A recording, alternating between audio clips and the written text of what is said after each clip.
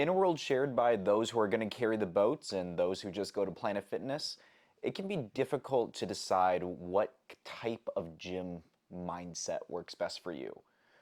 Are you the more go hard or go home type of person, or do you just want to spend some time on a treadmill? Well, in this video, we're going to go over the pros and cons of both types of the extreme mindsets and what I believe is a healthy middle ground that myself and my clients all operate in. So stick around, and hopefully you'll be on the right path to finally reach your goals. So first and foremost, let's go over that grind set mentality, the 110% every day, no days off. Well, it's not sustainable. For most people, I should say. There are definitely a phenotype of people that are prepared to go 110% every day who live for the training.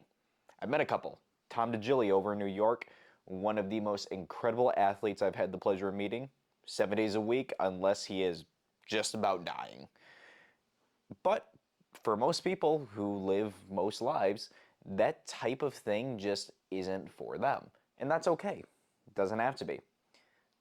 But we can take away a few key points from this side of the aisle. One, it's this constant need of self-progression.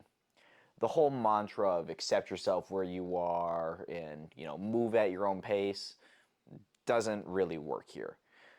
We want to ensure constant growth. Failure is expected because that's the only way you can keep moving forward. The benchmarks of progress.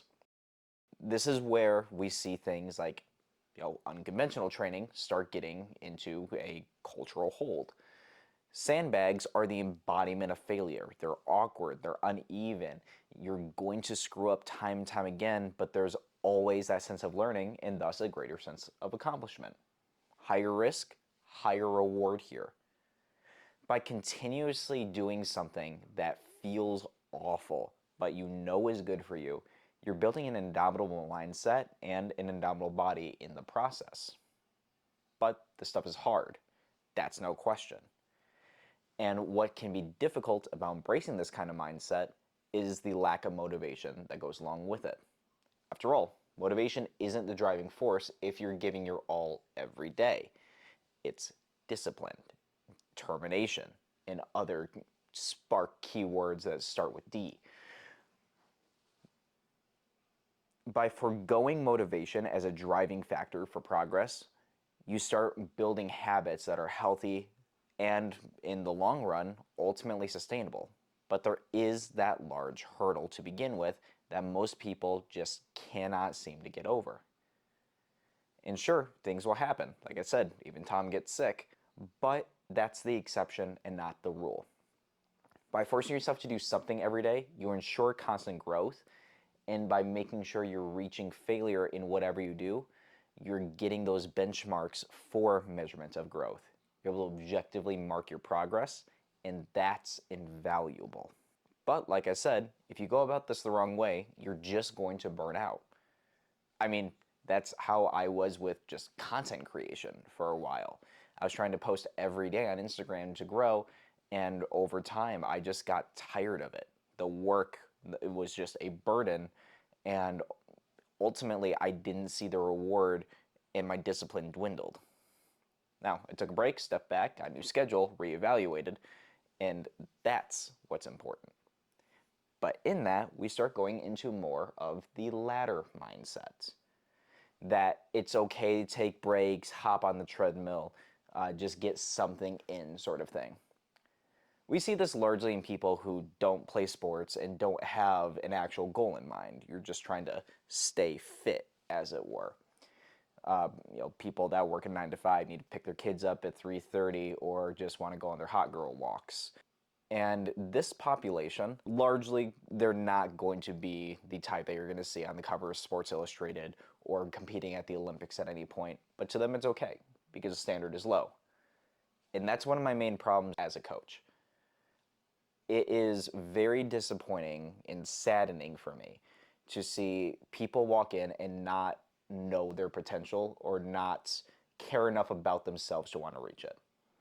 I 100% believe that everyone is capable of greatness, And it hurts that people will set the bar so low to avoid failure that they never get to see their own greatness.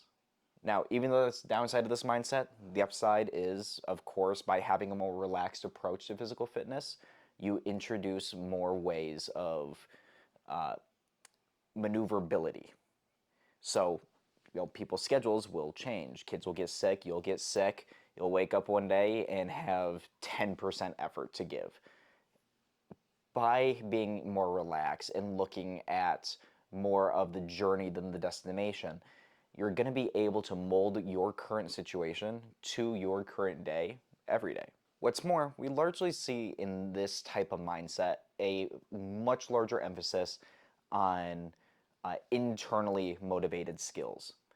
So while the grind set might focus on improving their 1 rep max bench, this softer, more lackadaisical approach may be looking at things like rope flow, dance, skateboarding, or some sort of expressive art that's physically demanding. These are largely more cardio based, which is why you'll see a leaner approach in these people's both general physiques and their ideal physiques. It's very telling on the type of fitness they enjoy, and for good reason. Things like rope flow are fantastic for more than just building muscle and cardio, but also neuroplasty and coordination and skills that are very difficult to describe, but you know them when you feel them. And there's nothing wrong with that. I love skateboarding. I love rope flow. Love archery, martial arts. Being able to express myself physically is integral to my identity. And there are days where I'm feeling that 10% effort and all I want to do is play. I want to take it light. And that is a way to do that. So, of course, the middle ground between these two is being consistent in how much effort you're putting in, but also being honest with yourself. What do I mean by that? So, if you can give 100%, you give 100%. You go hard, you hit your goals, you grind out the strength, and it sucks. It's going to suck if you do it right, but you embrace that. By embracing that discomfort, and I'm not talking about some, deep, discipline ridden, motivational feeling, but just enjoying the process of being uncomfortable, you're going to be able to give yourself the motivation, keep going because it's something you like, but also slowly build that discipline through the assistance of motivation to make it a habit. That's the nice middle ground, is enjoying the hardship of exercise, true unadulterated exercise. Now the other side of that coin is some days you're not 100%, but that's where the discipline comes in. Even where you feel terrible, you'll find some way to move. And that's where accepting that sometimes a lighter form of movement, some sort of play, some sort of expressive maneuver like we just discussed, would come into play. You're doing something, you're staying true to your routine, and you're not letting yourself be just a couch potato. But you also understand that you have limitations. You're a person. Sometimes things don't go right, and that's the time for you to play. There's a time and place for both mentalities, and they can coexist. You need to expect a lot of yourself. You need to be able to grow. You need to be upset by your own failures and want to overcome them. But you also need to be smart enough to know that 110% every day isn't going to happen. And in that, you can start applying your skills, learn new things, work on bits that you might not always have time to work on, and really find out why you exercise. I mean, especially if you're a retired athlete or a coach, it can be very difficult to find a reason to exercise if you're at a base level of fitness where you can teach or perform at an okay level. But by finding new ways to express yourself and new ways to play with the tools we generally use to work out, those rest days become just fun and productive. And you get to keep growing, and that's the important part. But those are just my thoughts. Let me know yours in the comments below and what you think the proper mentality is for the gym. Are you a grind or die sort of person, or just a take it easy? Or, like me, somewhere in between. While you're heading down there, be sure to hit that like button, subscribe for more weekly content. We cover superhero fitness, training philosophies, and some highlights on tools and body parts to optimize your training in the best ways possible.